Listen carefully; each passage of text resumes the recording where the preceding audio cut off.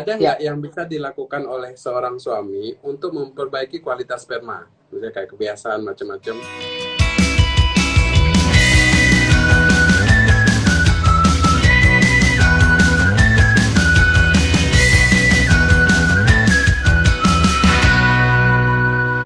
Ini tak sapa dulu ibu-ibu ya. Jadi selamat sore semuanya sudah bergabung sama kita. Kebetulan hari ini saya join live dengan teman dulu, ini teman perjuangan saya, Dr. Jufri. Jadi Dr. Jufri ini ahli bedah urologi. Beliau bekerja di Rumah Sakit Dr. Zainal Abidin, dosen hmm, juga di FK Unsia. Jadi untuk hari ini kita fokusnya untuk tema ya, sesuai tema. Jadi kalau ibu-ibu ada mm-mm. pertanyaan yang nanti keluar dari tema, mungkin kita nggak bahas di sini, nanti kita bahas di waktu yang lain. Jadi untuk hari ini kita Mm-mm. fokus, karena waktu untuk bisa sama Dokter Jufri ini juga nggak mudah ini. Enggak, Dokter Rizal mesti menunggu show-show berikutnya kayaknya ya, Jal. Oke, jadi Iya, baik, baik. ini jadi kita Ya, kan sering misalnya kalau kalau apa sering kan pertanyaan-pertanyaan dari ibu kenapa kok misalnya lama nggak hamil, dan selama ini kan yang paling sering yang difokuskan cewek aja, terus cewek aja yang betul. program pun Mm, mm-mm, cewek, yang mm-mm, disalahkan juga cewek, bahwa pada mm-mm. kenyataannya kan cowok ini sangat berpengaruh sebenarnya juga untuk program Betul, hamil. Makanya betul. kali ini kita membahas kira-kira apa sih problem yang menyulitkan untuk mempunyai keturunan khusus dari pihak suami gitu. Mm-mm. Jadi untuk awal mungkin Dokter Jufri bisa sharing sama kita kira-kira apa aja sih yang penyebab dari pihak cowoknya. Baik, baik. Terima kasih, Dokter Rizal. Jadi, sebenarnya inilah paradigma yang harus dirubah ya, Dokter Rizal. Mungkin biasanya pasangan suami istri yang belum punya anak, yang lebih dari setahun sudah berkeluarga, itu mesti yang disasar mesti yang cewek, yang perempuan mestinya. Iya. Padahal secara keilmuan 30% itu penyumbang infertilitas itu berasal dari laki-laki. Iya. Dan nanti biasanya udah capek mereka berobat. Nah, yang parahnya lagi masyarakat biasanya berobat alternatif. Dokter Rizal ya kan Jal Iya. ya? Berobatnya alternatif. Berobat alternatif yang diobati yang perempuan terus padahal yang laki-lakinya bermasalah. Ya tentunya kalau laki-laki yang bermasalah pasti sperma. Iya. Ya seperti itu ya. Jadi yang dikatakan mandul berarti adalah kualitas sperma yang tidak baik kan gitu. Nah, jadi ya karena tadi kita topiknya tentang penyebab-penyebab kemandulan pada pria, pasti kita akan membicarakan tentang adanya kelainan pada sperma Iya. gitu. Jadi mungkin buat ibu-ibu yang fansnya Dokter Rizal ini, kadang-kadang begini Rizal, nggak semua masyarakat juga tahu urologi. Iya. Hmm. Jadi kebanyakan tuh taunya kebidanan udah pasti, karena dokter kandungan itu udah pasti terkenal. Di mana-mana juga pasti masyarakat pasti tahu. Tapi urologi, saya pikir nggak semuanya mungkin tahu. Jadi urologi itu selain ngurusi masalah saluran kencing, kami juga mengurusi masalah kesuburan atau infertilitas pada pria. Jadi berbicara tentang kemandulan atau infertil atau tidak suburnya pada pria itu banyak faktor. Yang pasti tentunya adalah indikatornya sperma. Jadi para bapak-bapak ini, nah mungkin yang dengar ada bapak-bapak atau ibu-ibu kali ya. Jadi eh, jangan malu untuk memeriksakan sperma. Tentunya pasti ada cara-caranya gitu. Dan nanti biasanya itu sudah diarahkan atau sudah dibimbing terlebih dahulu oleh dokter spesialis kebidanan atau spesialis kandungan biasanya. Biasanya sudah diarahkan, sudah karena memeriksakan sperma itu juga ada aturannya dia. Jadi dia harus berpuasa, bukan berpuasa untuk tidak makan minum ya Jal. Iya, tidak hubungan Tetapi ya. artinya tidak berhubungan suami istri, artinya spermanya itu tidak dikeluarkan minimal 2 hari atau 48 jam. Nah, dari situ itu baru kita lihat. Dan yang paling penting itu sperma itu diukur tuh sebanyak 2 kali. Gitu. Jadi dua kali pengukuran. Jadi nggak cukup dengan 1 kali saja dicek sperma, kemudian ada gangguan sperma, kemudian kita langsung menjudge atau menghakimi bahwa ini suaminya tidak subur. Nah, seperti itu. Jadi itu dulu mungkin pendahuluan dari saya, Ijal. Jadi itu yang perlu diketahui oleh para ibu-ibu ataupun mungkin para suami yang ada mendengarkan ini. Jadi kembali ke penyebabnya, maka penyebab itu kalau secara keilmuan kita membedakannya menjadi tiga. Yang pertama adalah di testisnya, karena testis itu adalah kalau bahasa awamnya, kalau di Jawa apa bilang aja, biji pelir kalau kami di sini, buah Jangan zakar sama, gitu ya. Jakar Uh, sama. buah zakar itu sama ya, mungkin di Jombang sama di Aceh sama kali ya. Sama. Sama. Jadi testis atau buah zakar itu kita membedakan jadi tiga penyebab, yaitu testikuler, yaitu di kelainan pada buah zakarnya. Kemudian yang kedua adalah pretestikuler, artinya sebelum buah zakarnya. Kemudian yang posttestikuler, artinya setelah buah zakarnya. Gitu. Itu ada tiga kelainan yang menyebabkan gangguan pada sperma. Seperti itu, Jal. Jadi apa itu yang tadi yang pretestikular, itu artinya sebelum testis. Apa itu? Yaitu kelainan hormonal biasanya. Kelainan hormonal. Kalau testis biasanya kelainan pada testisnya. Nah, jadi ini ibu-ibu, saya pernah dapat kasus nih, Jal. Pasangan suami istri belum punya anak, udah 10 tahun. Ternyata pada saat diperiksa, ternyata dia ada kelainan pada penisnya, Jal. Hipospadi dia. Iya. Jadi mungkin bagi teman-teman yang belum tahu hipospadi, lubang kencing yang normalnya itu terletak pada ujung penis, tapi dia terletak pada bagian ventral atau di bagian bawah dari penis. Ya, jadi wajar kalau misalnya dia ejakulasi, spermanya keluar, dia tidak ada pada masuk ke dalam vagina, tetapi dia malah keluar dari vagina. Jadi hipospadi juga menjadi salah satu penyebab dari infertilitas pada pria. Jadi para ibu-ibu ini jadi bukan hanya nanti mengutamakan saat berhubungan suami istri saja, tetapi juga harus dilihat apakah nanti sperma yang pada saat ejakulasi itu apakah masuk ke dalam vagina atau dia keluar dari vagina. Jadi itu anamnesis yang paling gampang itu, Jal. Jadi itu yang harus pertama kali yang dilihat. Jadi kalau memang tidak ada sperma yang keluar pada saat ejakulasi, baru nanti kita lihat kenapa dia ini. Ya, tapi yang paling penting adalah periksakan spermanya di laboratorium.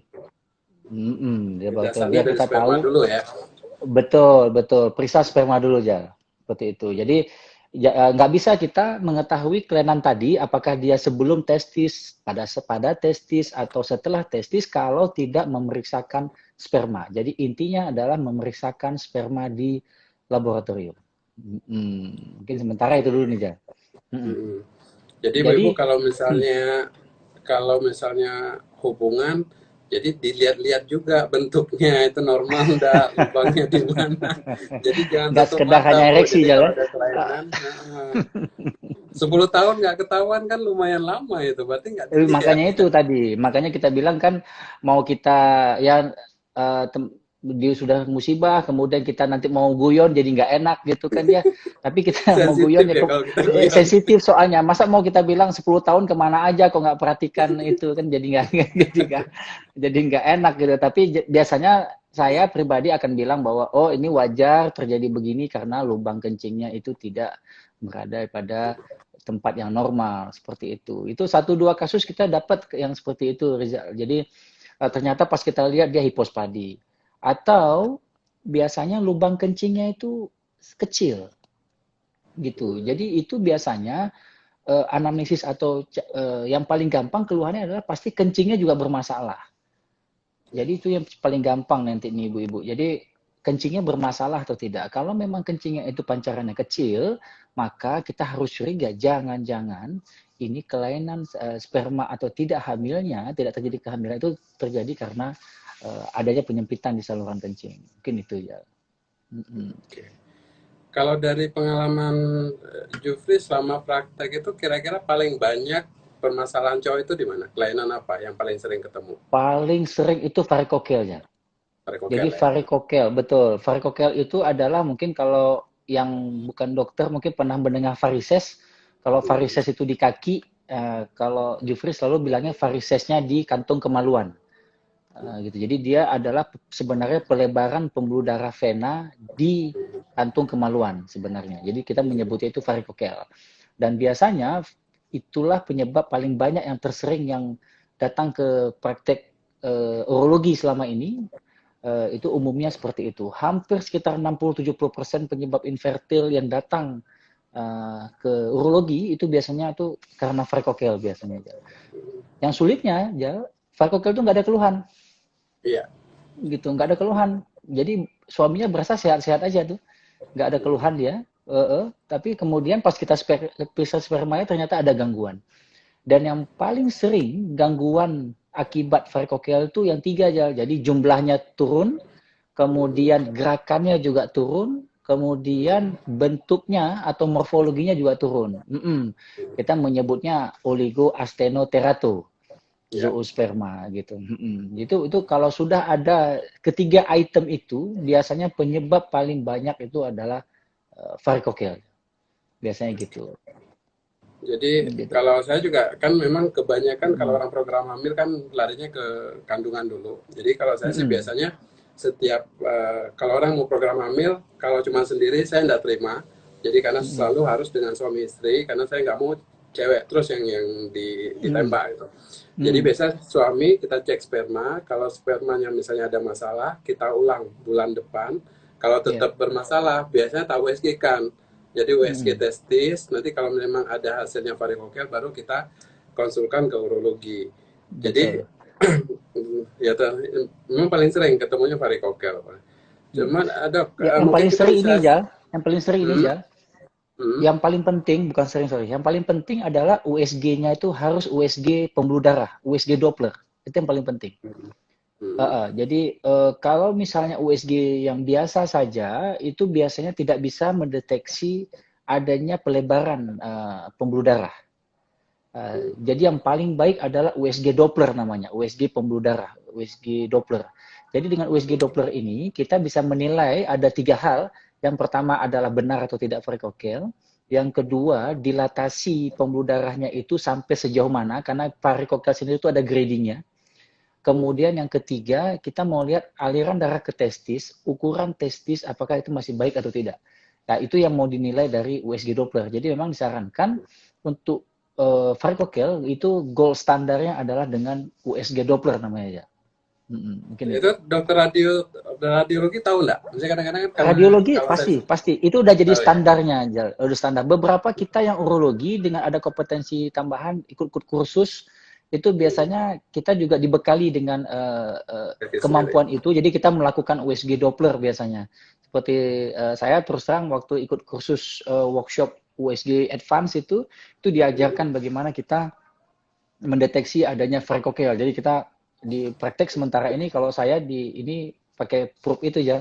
Paling tidak kalau ada konsulan dari teman-teman kandungan itu SPOG itu biasanya langsung USG sendiri gitu untuk mengetahui dia varikokel atau tidak. Berarti bisa ke radiologi atau langsung Betul, di ke radiologi. urologi ya. Urologi, ya benar. Terus ini kita sedikit lebih dalam tentang varikokel. Apakah memang semua varikokel harus operasi? Ya, jadi ini bagus banget pertanyaannya aja. Sementara ini belum ada obat untuk mengatasi atau menyembuhkan varikokel. Nah, itu. Yang ada obat-obatan adalah ataupun teknik atau cara supaya dia varikokel itu tidak bertambah berat. Seperti itu. Beda dengan varises. Kalau varises pada kaki itu banyak metode untuk menyembuhkan. Bisa injeksi skleroterapi. Nah, kalau pada varikokel, kalau kita googling di internet, beberapa penelitian banyak tuh yang mencoba menginjeksi skleroterapi, menginjeksi obat yang bisa untuk mematikan pembuluh darah yang melebar itu. Nah, bahayanya, nanti ini buat pengetahuan teman-teman juga nih yang mendengarkan ini, bahayanya kalau itu dilakukan, maka bila itu salah, masuk ke pembuluh darah arteri, testisnya itu malah yang jadi ikut nekrosis. Jadi makanya kita di urologi tidak dianut untuk melakukan skleroterapi. Seperti itu ya. Jadi memang tindakannya adalah operatif. Ya, jadi memang ini lagi ini makin parah ya. Tapi yang paling penting kalau menurut saya selalu mau motivasi pasien-pasien dengan varikokel begini, malah jadi saya bilangnya begini. Saya bilang Pak, Ibu, berdoalah ada varikokel. Wah, jadi aneh dia. Wah, kok bisa dok? Kok bisa berdoa ada varikokel? Iya, Karena karena secara keilmuan, kalau varikokel itu diatasi, biasanya insya Allah dia akan baik. ya. Nah, seperti itu. Akan lebih sulit bila varikokelnya di USG ternyata negatif, tapi kemudian hasil spermanya adalah azoosperma, artinya tidak ada sel sperma sama sekali. Kemudian kita harus men-tracking dia lebih jauh, hormonal, gangguan hormonal atau tidak, gangguan kromosom atau tidak. Wah, itu trackingnya tuh cukup panjang. Makanya saya selalu bilang sama pasien, berdoalah ada varikokel. Jadi kata wah kaget dia, kok berdoa ada varikokel dok? Ya itu tadi, begitu diobati biasanya insya Allah dia akan baik biasanya. Baik ya. Teorinya itu dia hanya pertanyaan lagi selanjutnya nanti ya kalau udah dioperasi kemudian tumbuh lagi nggak gitu. Itu biasanya teorinya itu 5-10% itu bisa muncul kembali varikokelnya itu. Mungkin itu. Dan itu pun biasanya muncul kembali apabila pasiennya itu tidak menjauhi faktor-faktor yang bisa mencetus terjadinya varikokel. Mungkin itu ya. Terus kalau untuk varikokel ini ada nggak sih misalnya pekerjaan-pekerjaan tertentu yang dia mempunyai resiko untuk varikokel? Soalnya kalau saya lihat di praktek sehari-hari kan misalnya kayak atlet, kemudian Hmm. tentara, polisi, kalau tentara kebanyakan, jadi mereka Hmm. kalau tak cek rata-rata ada varikokelnya. Ada Betul, pengaruh nggak betul. sih dengan pekerjaan itu? Ya betul, Jal. Jadi pekerjaan-pekerjaan itu membuat resikonya menjadi naik. Sebenarnya dalam tubuhnya itu sudah ada kelainan abnormal, dilatasi abnormal sebenarnya. Ada beberapa teori penyebab varikokel, salah satunya adalah lemahnya katup atau katup pada pembuluh darah venanya.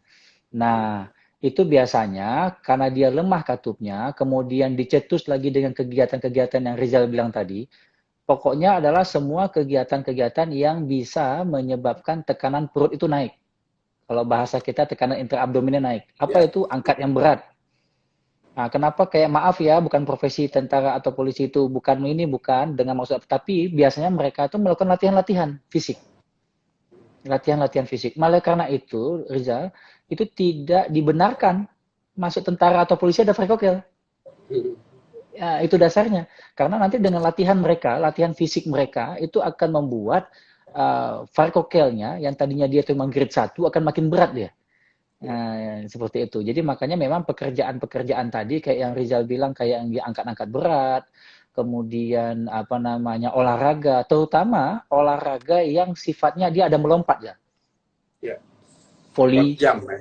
Scott jam Scott namanya. jam kalau zaman dulu. Nah, Scott jam itu badminton itu juga itu hal-hal yang pokoknya ada yang melompat-melompat itu biasanya akan meningkatkan risiko terjadinya varikokel gitu ya. Jadi memang bagaimana cara kita tahu, kita harus cek memang. Jadi kalau memang nanti terjadi varikokel, kita bisa menganjurkan pasien untuk menghindari kegiatan-kegiatan tadi gitu ya.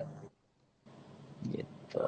Oke, jadi menarik sekali sih sebenarnya ini bahasannya. Mm-mm. Kemudian ini kalau misalnya kayak tadi Azo ya, saya beberapa kali kasus Azo di sini. eh, Kalau misalnya azospermia dan ketemu varikokel, itu prognosanya lebih lebih baik ya dibandingkan dengan kalau dia nggak varikokel. Betul, biasanya kan penyebab AZUU itu banyak ya. Jadi Hmm, kalau sudah, ini lebih unik lagi nih. Jadi kalau sudah AZUU artinya tidak ada sel sperma sama sekali di dalam apa namanya cairan ejakulatnya itu. Kalau bahasa awam maninya, cairan maninya, maka itu lebih sulit untuk melacaknya. Biasanya kita itu sudah langsung mengecek ada hormon ya. Jadi hormon dalam darah, yaitu FSH, LH, testosteron, sama prolaktin. Biasanya gitu. Nah, biasanya nanti dari situ kita bisa bedakan apakah ini tipe azoo atau tipe yang nggak ada sperma yang tipe sumbatan, hmm, ada sumbatan atau tidak, obstruktif atau tidak. Jadi ada sumbatan atau tidak. Biasanya akan ketahuan dari nilai parameter hormon tadi. Nah, saya lagi-lagi selalu bilang gitu ya, kalau berdoalah ada varikokel. Jadi iya, biasanya kalau diobati, biasanya nanti pasien-pasien kami ini biasanya terutama pengalaman pribadi, begitu dia AZOO, dioperasi, biasanya tuh 5-6 bulan dia udah mulai ada tuh. Mulai ada. Walaupun tidak langsung normal di atas 39 juta jumlah spermanya, tapi biasanya sudah mulai ada 500.000 jumlah sel spermanya. Jadi lebih 1 juta. Kalau sudah seperti itu, biasanya kalau pasiennya kepingin cepat bisa dengan metode bayi tabung ya Jal ya. Bisa IVF, artinya sperma itu bisa dipilih kemudian nanti dipilih yang bagus-bagus kemudian bisa inseminasi buatan atau bisa IVF. Biasanya gitu Jal. Oke, ini sambil kita coba jawab pertanyaan dari ibu-ibu ya. Ini Boleh, dari boleh, boleh. Safna Sania, makasih banyak atas ilmunya Bapak dokter yang ganteng. Tuh, udah ada penggemar satu. Kalah ganteng sama dokter di Jombang ini Bu, ngehits banget teman saya nih Bu. Kalau dulu enggak, Bu. Dulu-dulu aku tuh selalu di bawah bayang-bayang. Jadi, jadi ini ada pertanyaan bagus nih, Dokter Ya, Jupri. ya, Dari ya. Jula Levi. Apakah masa lalu suami yang suka konsumsi sabu, miras, berpengaruh nggak pada kesuburan? Bagus banget. Berpengaruh jawabannya Ibu, berpengaruh. Jadi yang saya sampaikan tadi itu ada yang penyebabnya pretestikular sebelum testikular sama post testikular. Kokain, marijuana, obat-obatan seperti itu akan berpengaruh terhadap testisnya. Jadi sel-sel yang ada dalam testis itu akan sangat berpengaruh untuk apa namanya untuk fungsinya untuk menghasilkan sperma yang baik. Jadi kita sangat menyarankan biasanya kalau memang bapak-bapaknya itu mengkonsumsi itu sebaiknya dihentikan. Walaupun nanti katakanlah dia ada varikokel misalnya, tapi dia tetap mengkonsumsi obat-obatan seperti marijuana, kemudian kayak kita ganja kalau di Aceh gitu ya, misalnya seperti itu ganja bisa di mana-mana. Saya pikir itu harusnya dihentikan karena percuma diobati, tapi kalau pasien itu tidak menghentikan konsumsi Termasuk itu. rokok ya? Termasuk rokok kan? Betul, betul, betul. Jadi jangan ada anggapan begini, bapak-bapak, ibu-ibu. Wah, ini teman gue yang sebelah ngerokok lebih kuat dari saya, tapi dia anaknya udah 5, Anaknya udah 6. banyak. Tapi ini saya ngerokok sehari cuma 1-2 batang kok, masa gitu. Nah, ingat akan berbeda kondisinya. Jadi nikotin yang ada pada rokok itu akan membuat reseptor-reseptor yang ada pada testis itu akan jauh berbeda. Jadi jangan nggak bisa disamakan dia yang sudah merokoknya lebih kuat, saya yang cuman bahkan tidak merokok, cuma pokok pasif saja atau mungkin sehari belum tentu sebatang. Itu sebaiknya beda Bu, beda, sangat berbeda. Jadi sebaiknya memang itu dihentikan. Paling tidak ya kita menghentikan faktor-faktor yang bisa menyebabkan Ya. Infertilitas atau gangguan sperma, mungkin itu ya. Oke. Dari Bu Fitri Yusmi, Dok, kalau oligozospermia itu gimana ya, Dok?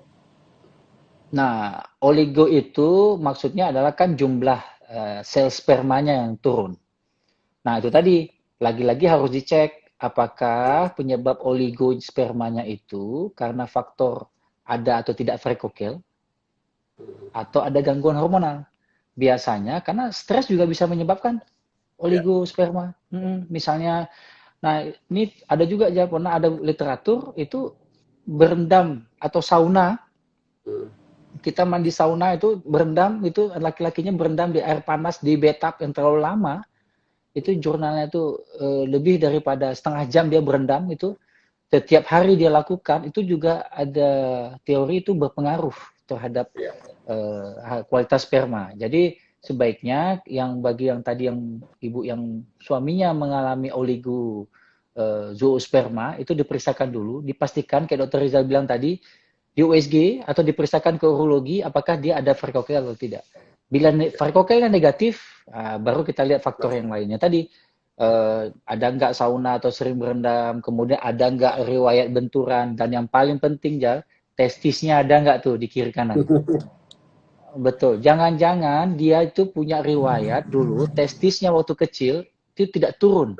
Ya, sensus Betul, ya. tidak turun, betul. Nama kita tuh bahasa kerennya undesensus testis itu.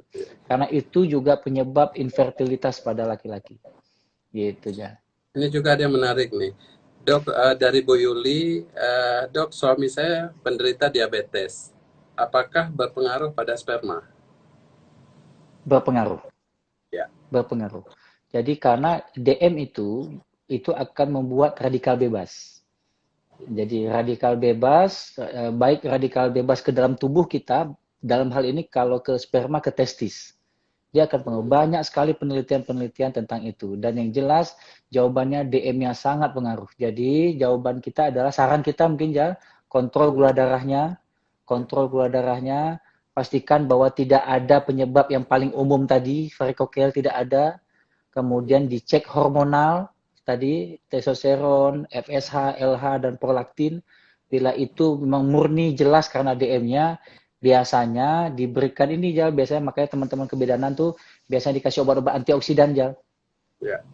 Ya, obat antioksidan biasanya dia akan membaik. Tapi sebelum memberikan antioksidan, pastikan bahwa Harus dicek penyebab dulu. umum tadi varikokel itu harus disingkirkan, betul Jal. Oke. Dari Bu Aulia Adibah, Dokter Jufri prakteknya di mana? Aduh, jauh Bu. Nggak, bukan di Jombang yang jelas. Tapi Di followerku Jombang dari ada Aceh urologi nggak ya? Kayaknya ada ya. urologi ada. Ada nggak Ada salah. Nggak satu salah orang, ada juga. satu orang. Ada Dokter Fahri. kayaknya ada. Betul. Dokter Dari Dokter Fahri. Surabaya. Dari Iya. UNER. Benar. Tapi di Banda Aceh di mana, Dok? Ini prakteknya di mana? Followerku Di dari Harapan Banda Bunda. Aceh banyak kok. Oh gitu ya. Walaupun Nasional tinggalnya ini, non, ini nasional ini, nggak Jombang. walaupun tinggalnya non jauh di sana, tapi tetap fansnya dari Aceh banyak tetap ya. Nasional ini.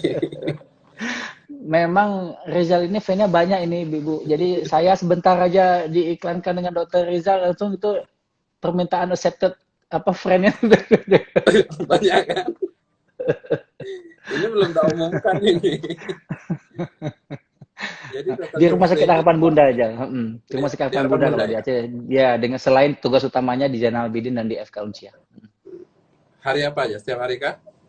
Selama COVID ini, Hmm. jadi selama COVID ini prakteknya seminggu cuma 3 kali nih, Senin, Rabu, sama Jumat. Rabu, Jumat. Jadi kalau yang bagi domisili di Aceh, terus mau program hamil, kalau mau periksa ke urologi, silakan mengunjungi Dokter Jufri. Iya, yang jelas alhamdulillah Jal di Aceh itu sudah rame rolok, alhamdulillah itu. Ya. Jadi di Banda Aceh sendiri kita punya ada 4 gitu. Kemudian apa namanya di Aceh Sigli juga ada, kemudian di Lok Sumawe gitu juga ada Jal. Tapi tadi memang menarik yang Jufri bilang, kalau misalnya mindset kita itu kan ketika dengar urologi itu pasti berhubungan ya ke batu ginjal, pokoknya urusan dengan ini. Jadi jarang yang orang tahu kalau misalnya untuk cek kemandulan pria juga di urologi, karena di sini kan mindsetnya kalau cowok langsung androlog, nyari androlog Betul. susah. Makanya biasanya paling sering kalau kita di sini juga kita ke urologi dulu. Kalau nanti urologi tidak ada masalah, nggak ketemu, baru kita rujuk ke Surabaya ke androlog, karena androlog juga susah nyarinya di sini. Betul. Karena yang paling penting andrologi itu kan dia hormon ya. Harusnya dia spesialis ini dia fokus hanya kelainan di hormon saja. Jadi kalau bila tadi kita sudah mendetek bahwa memang jelas problemnya adalah penyebabnya adalah gangguan hormonal, itu biasanya kita juga akan merefer. Dan memang dalam kita pun di urologi itu kita pelajari juga dan kita juga memberikan terapi. Tapi kalau memang di tempat yang memang ada spesialis andrologi, silakan. Tapi yang jelas kalau memang nanti penyebabnya sudah pasti hormonal, berarti baru kita refer ke sana aja. Gitu. Tapi kalau memang nggak ada harus ke Surabaya aja, urolog setempat juga bisa itu aja untuk melakukan terapi hormonal bila ada gangguan hormonalnya. Oke, Gitu. ini yang paling sering nih, Job, ditanya. Dok, bagaimana cara mengatasi sperma encer? Ini paling sering ditanya. Pertanyaan yang paling ini Baik. terlalu luas sebenarnya, tapi ini sering Betul, ditanya. betul. Sperma encer itu maksudnya adalah sebenarnya cairan mani sebenarnya. Jadi sperma encer itu adalah karena jumlah sel spermanya yang berkurang. Itu yang tadi pertanyaan tadi. Ya. Oligo biasanya. Jadi kebanyakan, jadi kenapa kelihatannya jadi encer? Karena cairan ejakulat kita sebutnya atau cairan mani kalau orang awam bilangnya itu hanya berisi cairan prostat dan cairan vesicula seminalis gitu. Jadi makanya terlihatnya seperti encer. Karena yang membuat dia terlihat kental itu adalah sebenarnya spermatozoanya sebenarnya.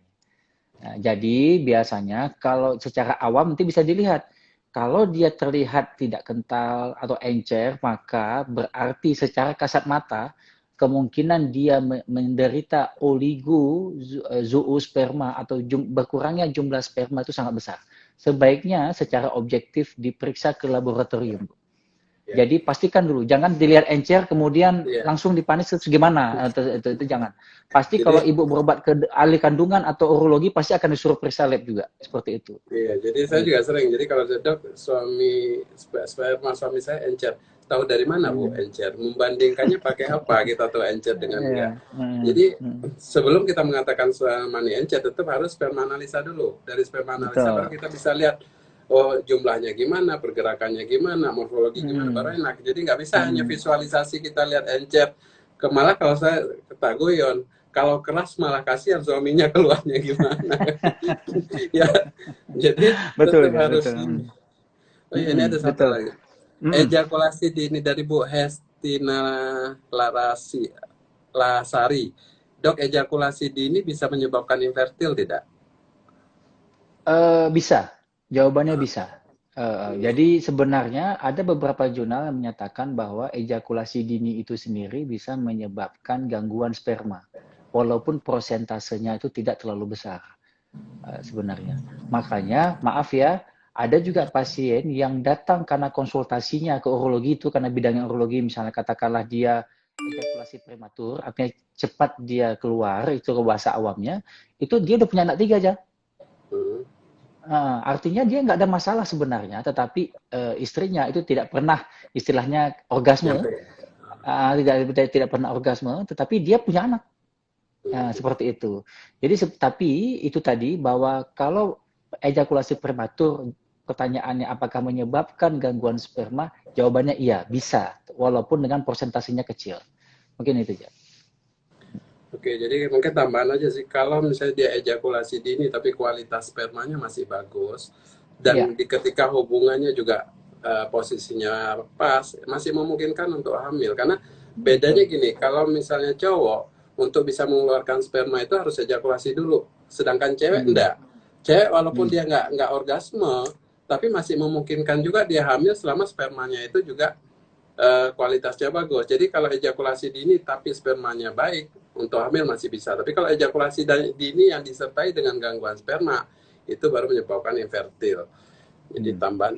Oh ya ini kalau ini nih dok, hernia. Jadi Hmm. suami saya pernah sakit hernia sudah dioperasi. Apakah pengaruh untuk sulit hamil dari Bu Ges di Rusia? Eh, Hernia Jawabannya ras, tidak. Hmm. enggak ya, enggak Jawaban ada tidak. hubungan ya. Tetapi yang harus diamati adalah bila dilakukan operasi hernia kiri kanan, Hmm, kemudian hasilnya azoosperma, hmm, nggak ada sel sperma sama sekali. Kita takut karena hernia itu kan dia adalah munculnya juga di lubang di lipat paha yang dekat sekali dengan kalau bahasa kita funiculus spermaticus gitu. iya. Nah, kadang-kadang karena dia itu waktu saat teknikal melakukan tindakan, itu 1-2 kasus itu ada terjadi jepitan di vas deferens, Perseverannya, di iya. dalam funiculus itu. 1-2 Iya. kasus itu kita ketemu itu. Jadi biasanya begitu kita rilis operasinya biasa baik. Tetapi bila operasinya hanya satu sebelah, bisa sebelah kanan saja atau sebelah kiri saja, biasanya tidak akan menyebabkan azoosperma. Jadi teorinya kalau ibu tadi tanya apakah operasi hernia menyebabkan gangguan sperma, jawabannya tidak. Tidak. Jawabannya tidak. Seperti itu. Menarik sih sebenarnya. Cuman waktu Mm-mm. udah mau habis nih, Bu. Topiknya Sama. Dokter Rizal pilihinnya keren ya. Ya karena yang paling ini paling menarik Mm-mm. sebenarnya ini karena kan banyak yang yang curhat-curhat di Facebook, Dok, nggak pernah sudah menikah lama nggak hamil-hamil. Selama ini kan kalau kita kan lebih banyak membahas tentang dari sisi obstetri. Nah kalau dari Mm-mm. sisi cowok kan bukan kita nggak mau, bukan ahlinya gitu, makanya tak cari siapa yang bisa tak ajak untuk collab ya. Begitu ketemu pas Ya. ini, oh Jufri ini bisa tak tembak aja sekali gitu. Alhamdulillah Dr. Jufri ini Betul, betul. bersedia. Iya, iya. Kemudian ini pertanyaan tempat Jufri nih, Jal. Ah, Ini Pak Jufri, Jal. Itu yang sering juga nih. hmm, Anak pertama sudah ada. hmm, Misalnya udah umur 5 tahun ini ada ibu ini ya, kan. Kemudian dia memprogramkan untuk anak kedua. hmm, Kebanyakan orang awam akan berpikir saya subur, baik oh, suami atau istri. ya, sering Nah, tuh. tapi ini kenapa dia? Jadi kalau bahasa kita tuh infertil sekunder ya, Iya. infertil sekunder dia. Jadi itu juga seperti itu Bu, harus dilihat apakah ada frekokel atau tidak. Nah sering sekali tuh miss gitu. Padahal mungkin dia tadinya cuma oligo ringan saja, jumlah spermanya berkurang, tapi dia bisa hamil. Yang perlu diingat Bu, walaupun jumlah sperma yang keluar normalnya di atas 40 juta, ibu hanya butuh satu sperma. Hmm. Artinya kalau dia oligo, artinya dia cuma ada sperma 1 juta atau 2 juta, itu tetap kemungkinan untuk bisa menghamili itu lebih besar. Masih ada. Jadi yang paling sering terjadi itu sering juga ada pasien-pasien kita di urologi itu misalnya pasien sudah infertil sekunder, artinya anak pertama sudah besar, udah 5-6 tahun usianya, kemudian mau program hamil lagi itu nggak bisa. Nah itu tadi, harus dilihat apakah ada frekokel atau tidak. Biasanya infertil sekunder itu jarang disebabkan karena hormon. Ya. Paling sering itu dia pasti biasanya karena struktural, varikokel, biasanya begitu. Jadi pastikan Bu, nanti suaminya itu tidak menderita varikokel. Seperti periksakan ke dokter urologi, kalau bila emang di tempat itu tidak ada ahli urologi, pergi ke dokter SPOG dulu, kandungan, kemudian nanti akan diarahkan untuk USG, bila ketahuan nanti baru kemudian dicari tempat di mana ada ahli urologi. Mungkin itu ya. Oke, mungkin saya tambahkan sedikit. Jadi gini, kalau misalnya orang program hamil kadang-kadang itu kan banyak, misalnya dia sudah punya anak pertama tapi lama seperti Dr. Jufri bilang tadi. Kemudian ketika kita anjurkan untuk cek sperma, lo ngapain cek sperma? Saya sudah punya anak. Nah itu kan itu sering kata-kata seperti itu. Yang kedua misalnya nikah kedua. Jadi nikah kedua si suami ini dari istri pertamanya sudah pernah punya anak. Kemudian ketika nikah kedua begitu kita ini dites sperma, oh saya sudah punya anak, bukan masalah saya. Jadi sering ungkapan-ungkapan yang itu yang sering keluar. Jadi prinsipnya kalau untuk program hamil, walaupun si bapaknya ini sudah punya anak, sebelumnya tetap kita harus cek. Dan cek pun itu minimal yang baik kita bisa pakai itu 3 bulan terakhir. Kalau dia pernah cek sperma tapi udah lama, kita nggak bisa mengambil itu sebagai acuan karena kesehatan laki-laki itu berubah. Gemuknya berubah, kebiasaan berubah. Jadi banyak hal yang bisa mengubah pada kesehatan laki-laki. Sehingga walaupun ketika dulu bisa punya anak, biasanya sekarang bermasalah. Makanya tetap sperma analisa itu sebagai screening yang paling mudah. Jadi paling simple, cek ada kalau hasilnya bagus, oke lanjut. Tapi kalau ada masalah, kita bisa atasi. Karena kalau kita cuma misalnya program cuma istri tok yang kita taati, si suami nggak kita ini, ya kebetulan kalau istri bermasalah. Kalau istrinya normal semua ternyata masalah di suami, nggak akan bisa terselesaikan masalahnya. Juga, ya. Betul. Jadi Biasanya ya yang itu paling sih. gampang malah yang diperiksanya laki-laki dulu ya, Ijal ya. Ya paling simpel kan? Biasanya. Yang paling Paling simpel dan simpel. paling murah juga. Iya, paling Paling simpel. murah biayanya. Iya. Jadi kalau Jal, ini ada cowok, pertanyaan nih, Jal. hmm, Ini kan ditanya, ini pertanyaan Rizal ya, walaupun nggak ada hubungannya nih. Mau tanya usia kehamilan 21 minggu udah kelihatankah jenis kelaminnya? Wah, ini Rizal banget ini. Walaupun nggak ada hubungannya, Jal. Mungkin bisa jawab cepat kali, Jal. eh, ibu-ibu tak fokuskan dulu lah ya. Jadi kalau untuk acara live ini kita on the tema dulu, karena di Instagram sudah sering banget kok dibahas itu. Jadi kita fokus yang berhubungan dengan tema. Karena kalau ngikut semua pertanyaan, besok bisa selesai nih Jo. Oke, rasanya kalau yang berhubungan. Oh ya, ini terakhir ya, pertanyaan terakhir. Ada nggak yang bisa dilakukan oleh seorang suami untuk memperbaiki kualitas sperma? Misalnya kayak kebiasaan macam-macam kayak penutup. Ya, jadi mungkin tips. Oke, kita ulang Iya, penutup iya, iya. aja Iya, tipsnya. iya. Jadi gitu tipsnya kita tadi, kalau memang punya risiko, itu hindari pekerjaan-pekerjaan yang bisa meningkatkan tekanan perut. Apa itu lari, kemudian angkat-angkat beban, kemudian apa namanya, yang olahraga yang sifatnya banyak lompat-lompat, ya itu sebaiknya dihindari kayak squat jump, itu sebaiknya dihindari. Kemudian seperti kalau misalnya berendam di air yang panas dalam waktu yang lama, di sauna, itu juga sebaiknya dihindari ya. Yang kedua, bila ada pasangan bapak-bapak, ibu-ibu yang belum mempunyai keturunan, yang paling gampang periksakan sperma. Ya, bisa ke ahli kandungan, kemudian bisa ke ahli urologi, diperiksakan sperma itu ke laboratorium. Gitu ya, karena itu yang cara yang paling mudah untuk memulai pengobatan. Ya, mungkin itu ya. Oke, tambahan hindari stres, istirahat yang cukup, kemudian Betul. rokok. lifestyle diperbaiki, alkohol lifestyle-nya dijauhi, diperbaiki, betul, itu sih. alkohol ya betul ya. Oke, banyak Benar-benar. ilmu hari ini.